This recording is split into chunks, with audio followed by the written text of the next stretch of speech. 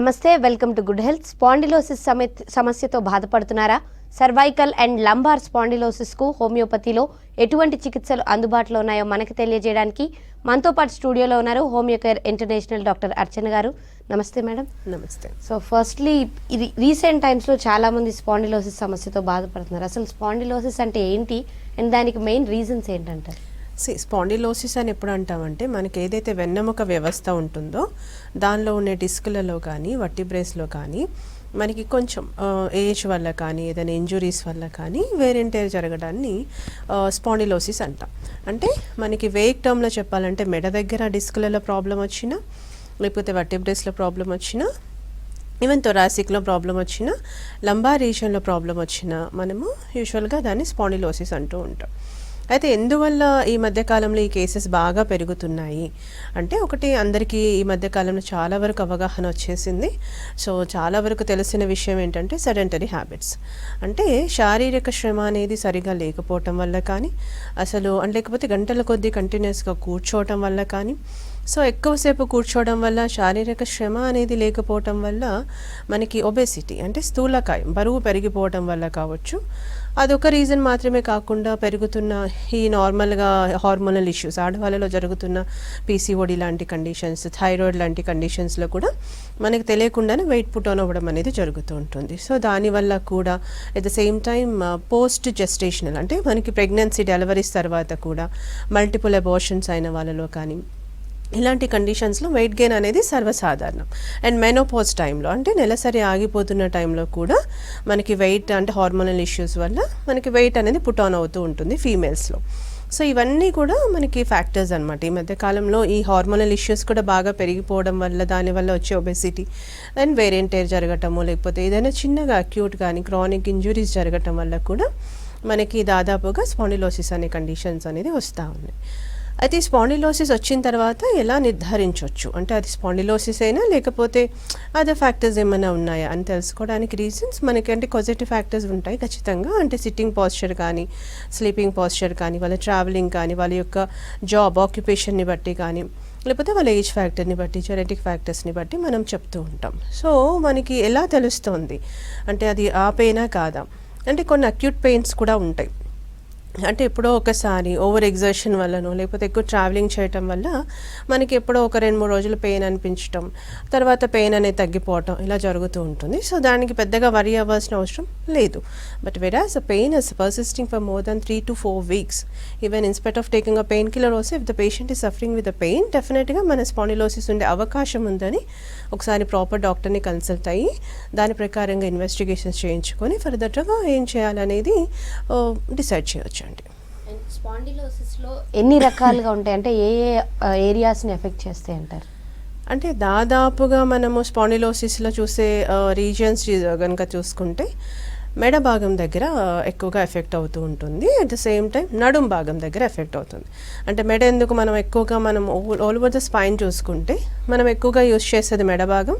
And కూర్చునేటప్పుడు మన body అంతా వెయిట్ని మొత్తం మోసేది లోవర్ బ్యాక్ కాబట్టి మనకి ఇక్కడ C1 to C7 కావచ్చు, L1 to L5 and sacrum bone కూడా, కాకెక్స్ కూడా అప్పుడప్పుడు మనకి ఎఫెక్ట్ అవ్వడం జరుగుతూ ఉంటుంది. బట్ ఎక్కువగా అయితే C1 to C7, దానిలో మేజర్గా మనకి C3 నుంచి ఎక్కువగా ఎఫెక్ట్ అవ్వడం జరుగుతుంది, C3 to C7 వరకు.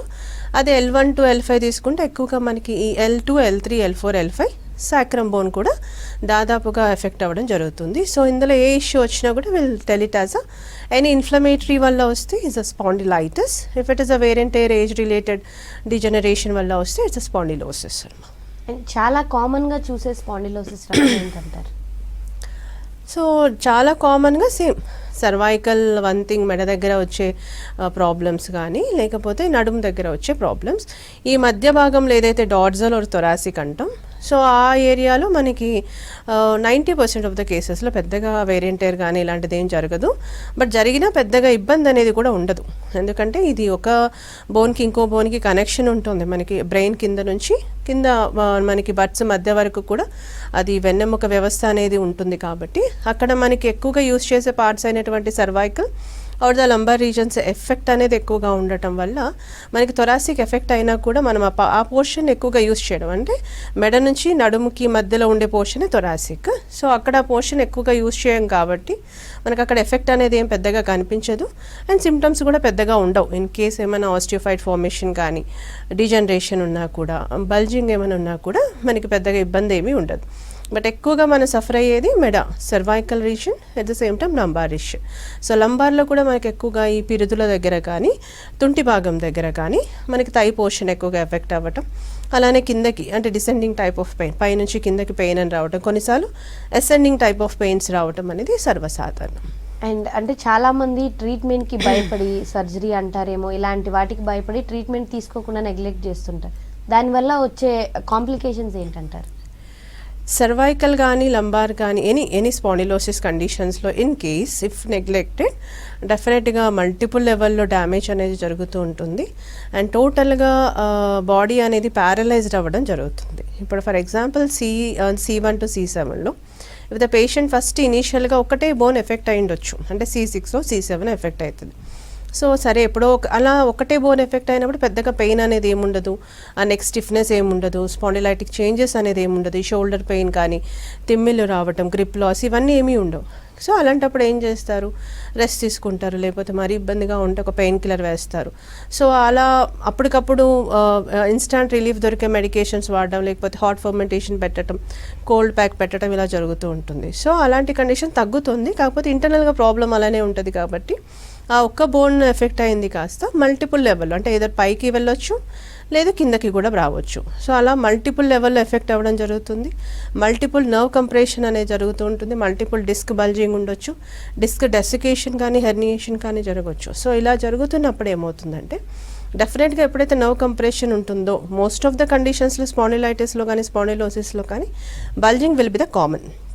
అంటే ఈవెన్ మనం ఒక 30-35 ఏజ్ గ్రూప్ పిల్లల్ని తీసుకున్నా మనకి యూజువల్గా వాళ్ళ సిట్టింగ్ పాస్చర్ సరిగా లేకపోయినా, వేరే అదర్ ఫ్యాక్టర్స్ ఉండకపోవచ్చు, కానీ సిట్టింగ్ పాస్చర్ సరిగా లేని వాళ్ళలో కూడా మనకి ఈవెన్ 30-35 ఈవెన్ 25 ఏజ్ తర్వాత కూడా మనకి బల్జింగ్ అనేది కామన్గా MRIస్లో కనిపిస్తూ ఉంటుంది.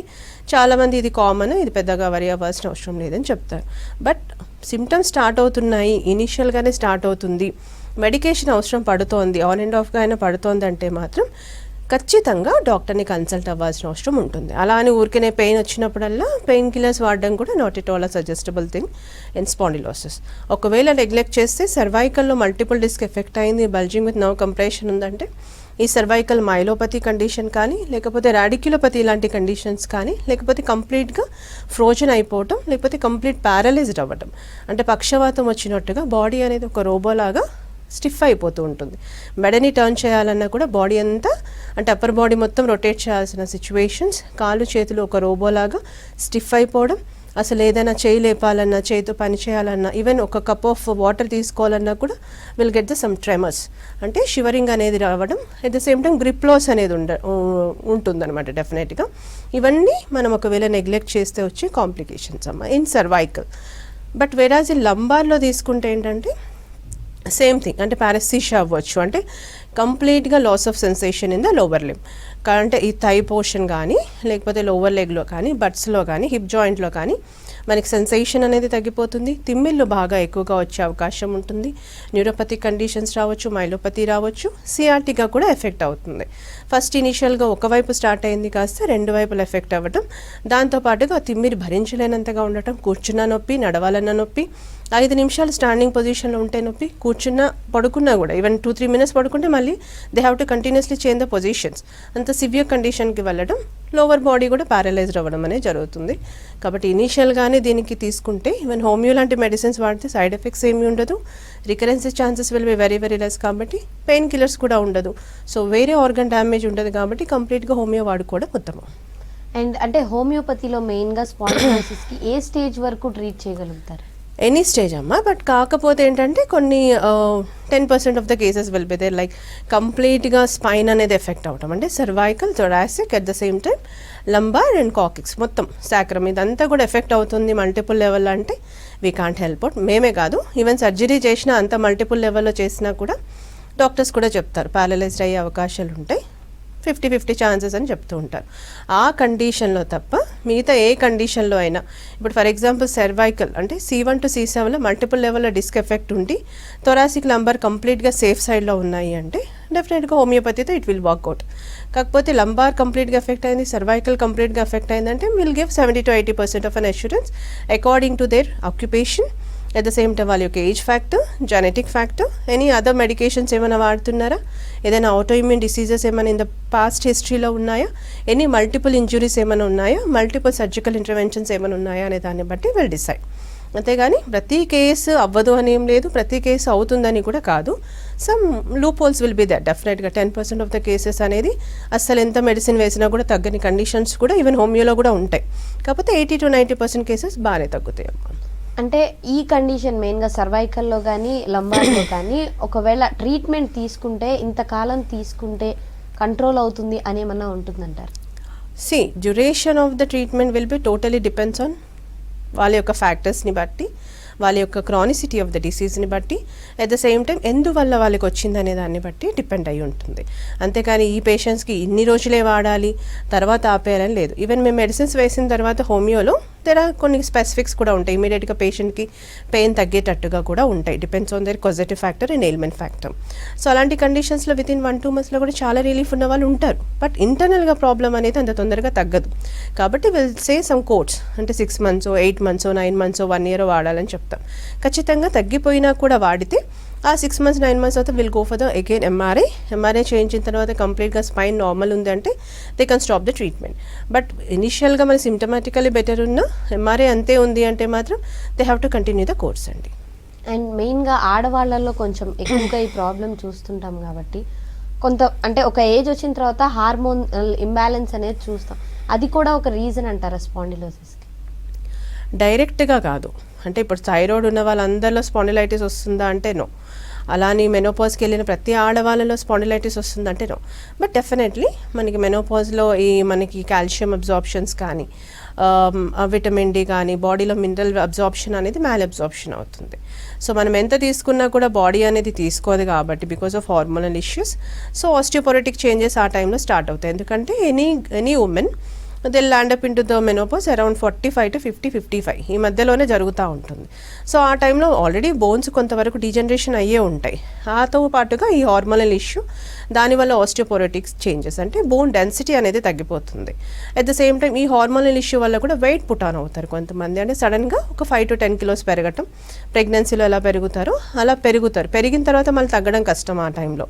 సో అలాంటి వాళ్ళలో అంటే సడన్గా ఓవరాల్గా 5 to 10 kilos పెరిగారు అన్న వాళ్ళలో మనం స్పాండిలైటిస్ వచ్చే అవకాశాలు ఉంటాయి తప్పించి వాళ్ళు ముందు నుంచే అంటే ప్రాపర్ ఎక్సర్సైజెస్ చేసుకొని ప్రాపర్ డైట్ అనేది మెయింటైన్ చేస్తూ వాళ్ళ హైట్కి తగ్గట్టుగా వెయిట్కి తగ్గట్టుగా ఏజ్కి తగ్గట్టుగా వెయిట్ అనేది మెయింటైన్ చేస్తే ఖచ్చితంగా ప్రతి కేస్ ఆఫ్ మెనోపాజ్ అనేది ఖచ్చితంగా ప్రతి కేస్ ఆఫ్ ఫీమేల్ కేసెస్ అనేది హార్మోనల్ ఇష్యూ ఉన్న ప్రతి case they doesn't turn out into the spondylitis అమ్మ.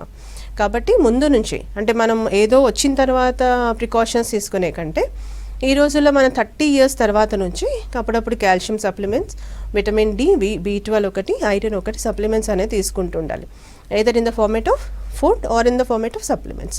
అవి తీసుకుంటూ minimum irrespective of there BMI అంటే కొంతమంది సన్నగా ఉన్నారు నాకేం కాదు అనుకుంటూ ఉంటారు. అలా ఏం లేదు డీజనరేషన్కి. కాకపోతే వెయిట్ ఎక్కువగా ఉన్న వాళ్ళలో కొంత ప్రాబ్లం ఎర్లీగా వచ్చే ఛాన్స్ ఉంటుంది కాబట్టి వెయిట్ తగ్గమని చెప్తాం, భారం పడుతుంది కాబట్టి. అలాగని సన్నగా ఉన్న వాళ్ళలో ఆస్టియోఆర్థరైటిస్ రాదా అంటే వస్తుంది, రుమటైడ్ రాదా అంటే వస్తుంది. కాబట్టి irrespective of their weight, BMI ఖచ్చితంగా వాళ్ళ యొక్క పొజిషనింగ్ అనేది కరెక్ట్గా చూసుకోవాలి. ఈ మెట్లెక్కి దిగడం, కింద పడుకోవడం, బరువులు ఎత్తడం, బరువులు లాగడం అనేది తగ్గించుకోవాలి. అట్ ద సేమ్ టైం ఈ సప్లిమెంట్స్ కంటిన్యూగా వాడుతూ బాడీ వెయిట్ అనేది మెయింటైన్ చేస్తే maximum of the cases of female cases like hormonal issue, PCOD, thyroid, menopause, menarche ఇలాంటి కండిషన్స్లో స్పాండిలైటిస్ రాకుండా ఉంటుంది. అండ్ చాలా మందిని చూస్తుంటాం వర్కౌట్స్ అది ఎక్కువగా చేస్తుంటారు. సో వర్కౌట్స్ చేసే వాళ్ళల్లో, ఫిజికల్ ఎక్సర్సైజ్ చేసే వాళ్ళల్లో ఎలాంటి ఇంపాక్ట్ ఉంటుందంటారు స్పాండిలోసిస్ రావడానికి? కొంతవరకు అంటే ఇప్పుడు మనకి 20, 25, 30 లోపల మనం హెవీగా చేసుకునే పెద్దగా ఇష్యూ ఏమి ఉండదు. బట్ 30s దాటిన తర్వాత వాళ్ళ యొక్క ఆక్యుపేషన్ బట్టో బిఎంఐని బట్టో హెవీగా చేస్తాము అంటే డెఫినెట్గా బోన్ డిఫార్మిటీ కానీ బోన్ డిజనరేషన్ కానీ ఎక్కువ అయ్యే అవకాశాలు ఉంటాయి. అందుకని మా దగ్గరికి వచ్చే పేషెంట్స్లో మేము చెప్తాం ఇవే మాత్రమే చేయాలి, కార్డియాక్ మాత్రమే చేయాలంటే లైక్ జాగింగ్ లాంటిది మైల్డ్గా, అది కూడా నాట్ ఇన్ ద ఫాస్ట్ వే, నార్మల్గా వాకింగ్ చేసుకోండి. స్ట్రెచ్ ఎక్సర్సైజెస్ అనేది డిపెండ్స్ ఆన్ లొకాలిటీ, అంటే ఏ స్పైన్ ఎఫెక్ట్ అయిందనే దాన్ని బట్టి ఇలాంటి ఎక్సర్సైజ్ మాత్రమే చేయాలి. ఇప్పుడు సర్వైకల్ స్పాండిలోసిస్ ఉన్న వాళ్ళలో ఇనీషియల్ నుంచి కూడా ఓన్లీ మెడకి సంబంధించిన ఎక్సర్సైజెస్ మాత్రమే ఉంటాయి. కొంతమంది ఆ మెడికేషన్ ఏం వాడరు, ఓన్లీ ఆ ఎక్సర్సైజ్ చేసిన తర్వాతనే సెట్ అయిపోయిందనే వాళ్ళు కూడా మా దగ్గరికి వస్తూ ఉంటారు. ఈవెన్ నడుము దగ్గర కూడా అంతే, వాళ్ళు పొజిషనింగ్ మార్చుకొని బాడీ వెయిట్ మెయింటైన్ చేస్తూ ఆ బ్యాక్ పెయిన్కి సంబంధించిన ఎక్సర్సైజెస్ అనేది చేసుకున్న తర్వాత మెడికేషన్ అవసరం లేకుండా కూడా తగ్గిపోయిన కేసెస్ మళ్ళీ రాకుండా ఉండి జాగ్రత్తలు పాటించిన వాళ్ళు కూడా చాలామంది ఉంటారు. కాబట్టి depends on the condition of the డిసీజ్ని బట్టి ఎలాంటి ఎక్సర్సైజ్ చేయాలనేది ఒక అంటే ఒక అవగాహన ఉన్న డాక్టర్ని కన్సల్ట్ అయ్యి చేయాలా వద్దా అని కనుక్కొని మరీ చేయండి. అంతేగాని ఇంకా బరువు తగ్గిపోవాలి కదా అని చెప్పేసి ఇష్టం వచ్చినట్టుగా వెయిట్స్ లిఫ్ట్ చేయడము, ఎక్కువగా కార్డియా కాకుండా మిగతా అదర్ చేయడం అనేది ఇట్స్ నాట్ సజెస్టబుల్. అండ్ కొంతమంది స్విమ్మింగ్ చేస్తూ ఉంటారు, ఈవెన్ స్పాండిలైటిస్ ఉన్న వాళ్ళలో, అంటే లంబార్ ఎస్పెషల్ ఎఫెక్ట్ అయిన వాళ్ళలో స్విమ్మింగ్ చేస్తే తొందరగా బాడీ వెయిట్ తగ్గుతుంది, బిఎంఐ లాస్ అవుతుంది కదా అని అనుకుంటుంటారు. But it's a wrong thing in spondylitis cases. So అలాంటి కండిషన్స్లో కూడా డాక్టర్ని కన్సల్ట్ అయ్యి మీకున్న డిస్క్ లెవెల్ని బట్టి వాళ్ళు సజెస్ట్ చేస్తారు swimming is good for you or not. So అలాంటి కండిషన్స్ని బట్టి వాళ్ళు వెళ్ళాలి తప్పించి ఇష్టం వచ్చినట్టుగా ఏదో చేసేస్తున్నాను ఏదో అంటే కాదు. కొన్ని కండిషన్స్లో మల్టిపుల్ లెవెల్లో డిస్క్లు ఎఫెక్ట్ అయినప్పుడు కంప్లీట్గా వాకింగ్ తప్ప ఇంకే ఎక్సర్సైజ్ చేయొద్దని కూడా చెప్తాం. ఇన్ సివియర్ కండిషన్ ఆఫ్ పెయిన్లో కూడా ఈ బ్యాక్ పెయిన్ అండ్ నెక్ పెయిన్కి సంబంధించిన ఎక్సర్సైజ్ చేయొద్దని చెప్తాం. Main thing maintain your weight at the same time posture of the sleeping on sitting కానీ కూర్చునే పొజిషన్ కరెక్ట్గా ఉండాలి, supplements calcium and vitamin D కరెక్ట్గా ఉందా లేదో చూసుకోవాలి లెవెల్స్ అనేది, and stress level should be minimized. And spondylosis వచ్చిన వాళ్ళు మెయిన్గా తీసుకోవాల్సిన జాగ్రత్తలు ఏంటంటారు?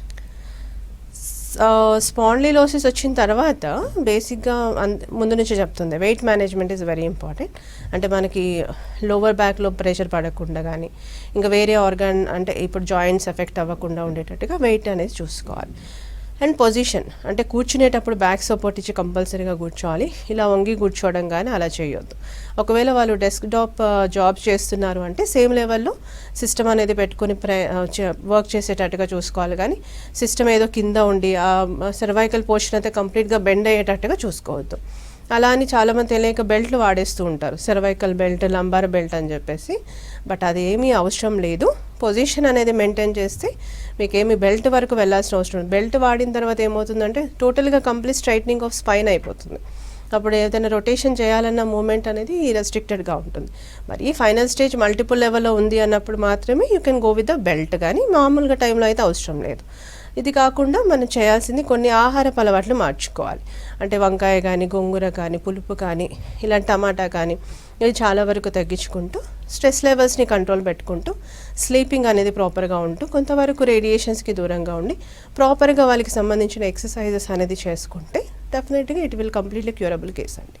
అండ్ మెయిన్గా ఇక్కడ జెండర్తో పాటు ఏజ్ కూడా ఒక ఫ్యాక్టర్ అయిపోయింది. పెద్ద ఏజ్ వాళ్ళల్లో రావడం సహజమైపోయింది, కానీ ఈ రీసెంట్ టైమ్స్లో చిన్న ఏజ్ వాళ్ళల్లో కూడా వస్తుంది. సో ముందుగా తీసుకోవాల్సిన జాగ్రత్తలు ఏంటంటారు?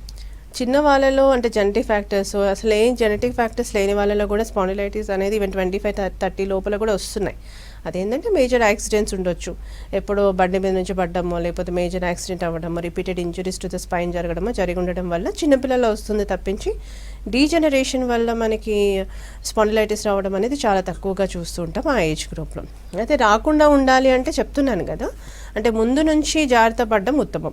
ఏదో వచ్చిన తర్వాత దానికి తగ్గ ప్రికాషన్స్ తీసుకునేసరికి ఆ పాటికే జరగాల్సిన డ్యామేజ్ అనేది జరిగిపోయి ఉంటుంది. కాబట్టి రికవరీ అనేది కంప్లీట్గా ఉండకపోవచ్చు. కాబట్టి ఇనీషియల్గానే ఈ వెయిట్ అనేది మెయింటైన్ చేస్తూ ఇష్టం వచ్చినట్టు ఎక్సర్సైజెస్ అనేది చేయకుండా, అలా అని అస్సలు ఎక్సర్సైజెస్ అనేది లేకుండా ఈ స్మోకింగ్, ఆల్కహాల్ వల్ల కూడా బోన్ డెన్సిటీ తగ్గిపోతూ ఉంటుంది, తొందరగా ఫ్రెజైల్ అయిపోతాయి, తొందరగా బల్జింగ్ వచ్చే అవకాశాలు ఉంటాయి, డీజనరేషన్ అయ్యే అవకాశాలు ఎర్లీ స్టేజెస్లో ఉంటాయి. సో స్మోకింగ్ అండ్ ఆల్కహాల్ అనేది ఎక్కువ మోతాదులో అలవాటు ఉన్నా కూడా దాదాపుగా అది తగ్గించుకుంటే బెటర్గా ఉంటుంది. ఎస్పెషల్లీ అమ్మాయిలు తీసుకుంటే కనుక ప్రెగ్నెన్సీ తర్వాత అండ్ మెనోపాజ్లో చాలా వరకు కేర్ఫుల్గా వెయిట్ పెరిగే అవకాశాలు ఎక్కువగా ఉంటుంది. కాబట్టి అలాంటి వాళ్ళు తీసుకునే డైట్ని బట్టి, అంటే ప్రాపర్గా ఇప్పుడు అన్ని హెల్దీ డైట్స్ వచ్చాయి కాబట్టి సో తీసుకునే వాటిలో అన్ని విటమిన్స్ మినరల్స్ అన్నీ ఉన్నా, ఎక్కువగా కార్బోహైడ్రేట్స్ కానీ, ఎక్కువగా ఆయిలీ స్టఫ్ కానీ, ఎక్కువగా మసాలా స్పైసెస్ లాంటివి తగ్గించుకుంటూ ఈ వంకాయ, గోంగూర, పులుపు, టమాటా అనేది చాలా వరకు తగ్గిస్తూ మెంటల్ స్ట్రెస్ కండిషన్స్కి దూరంగా ఉంటే సరిపోతుందమ్మా.